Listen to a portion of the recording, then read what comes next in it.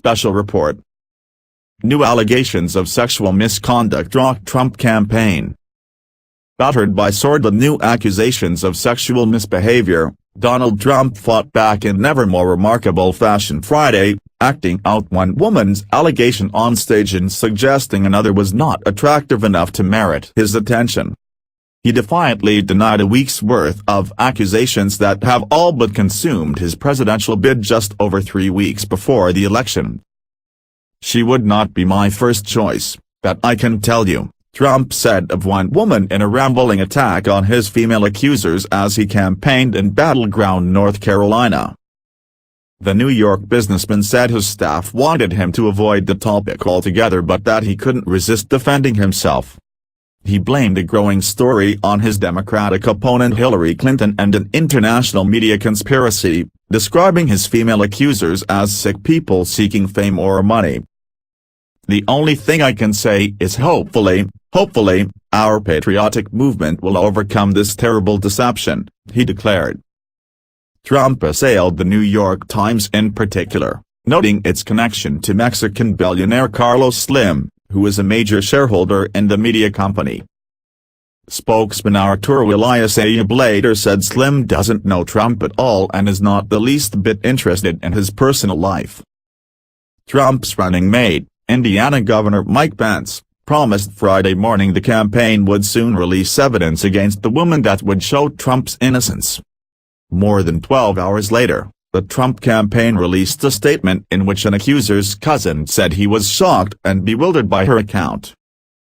John Berry of Mission Viejo, California, said in the statement that Summer Zervos, a former contestant on NBC's The Apprentice, wishes she could still be on reality TV, and in an effort to get that back she's saying all of these negative things about Mr. Trump. Zervos said during a Friday news conference that the former reality television star became sexually aggressive at her Beverly Hills hotel in 2007. Pence remarked at the enormous coverage of these really unfounded allegations, unestablished allegations, compared to an avalanche of emails coming out of Hillary Clinton's years as Secretary of State. Indeed, Friday marked another day on which WikiLeaks released thousands of emails that had been stolen from Clinton campaign chairman John Podesta's personal account. The new batch showed that Hillary Clinton's campaign asked former President Bill Clinton to cancel a speech to an investment firm last year because of concerns that the Clintons might appear to be too cozy with Wall Street just as she was about to announce her candidacy. Clinton aides say in the emails that Hillary Clinton did not want her husband to cancel the speech but was eventually convinced. The Clintons' paid speeches have been an issue throughout the campaign, particularly lucrative speeches to Wall Street. The Clinton campaign, citing information it says is from the FBI, says the hacks are being investigated as part of a broader attack on Democratic Party leaders that may involve Russia. Clinton herself spoke Friday of a need for national healing. "I take no satisfaction in seeing what Trump does and says because it hurts me and it hurts our country," she said in a speech at a fundraiser. Polls suggest Trump has fallen further behind Clinton nationally and in most battleground states. Early in-person voting is underway in 20 states, including Ohio, where President Barack Obama railed against Trump a day after First Lady Michelle Obama declared in a passionate speech, "Enough is enough." The Obamas both seized on Trump's words, captured in a video released last week, bragging about kissing and groping women without their permission. The 70-year-old billionaire has apologized, but also repeatedly dismissed his comments as locker room talk. "You don't have to be a husband or a father to know that that kind of language, those kinds of thoughts, those kinds of actions are unacceptable. They're not right. You just have to be a decent human being," President Obama charged in Columbus, Ohio. Two more women, meanwhile, came forward Friday with allegations against Trump. Zervos, appearing at a news conference with attorney Gloria Allred, said Trump kissed her open mouth and touched her breasts in a private room. And in a story published online Friday, Kristen Anderson told the Washington Post that she was sitting on a couch with friends at a New York nightclub in the early 1990s when a hand reached up her skirt and touched her through her underwear. Anderson, then in her early 20s, said she pushed the hand away, turned around and recognized Trump as the man who had groped her.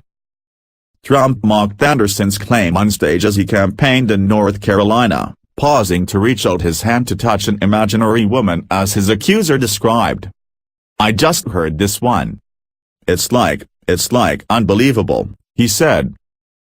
Even before the mounting allegations, there was evidence that Trump's troubles were hurting the Republican Party's ability to raise money. The Republican National Committee has raised about 25% less over the past 3 months than it did over the same period 4 years ago, when Mitt Romney was atop the ticket. The RNC said Friday that it raised $39.4 million last month, compared to $48.4 million in September 2012. It says it has raised $262.3 million since January 2015, about $20 million more than it had by this time in 2012. Friday's accusations against Trump are in line with similar allegations by women in articles by the New York Times and the Palm Beach Post.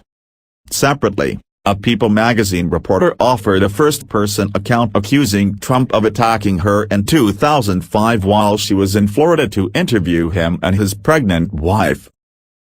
He specifically rejected the People magazine accuser's claim at the North Carolina rally. "She is a liar. She is a liar," Trump said.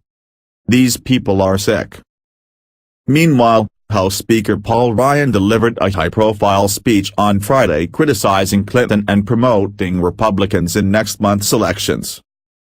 The nation's top elected Republican did not, however, say the words "Donald Trump." Subscribe for more.